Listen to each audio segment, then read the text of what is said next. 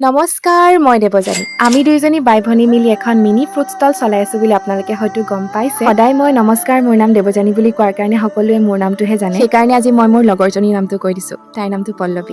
এয়া মনজিতহঁত আহিছিলে দেই। কি কৈ আছিলো?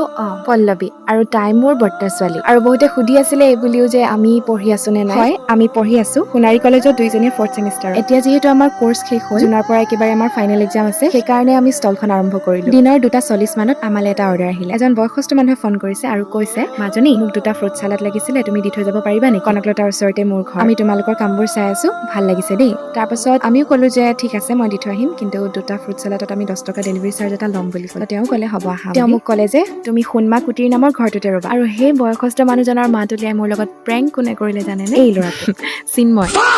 তাৰ মানে খাবলৈও মন গৈছে আৰু যাবলৈও মন যোৱা নাই। কি ক'ম মানে এই ল'ৰাটোক মই। আপোনাৰ ভিডিঅ'টো চাই আছে। Thank you. আকৌ আহিবা দেই। ওচৰতে থাকি ৰাইজ এতিয়াহে আহিবলৈ সময় পাইছে দেই। আজি আমাৰ ডে 7।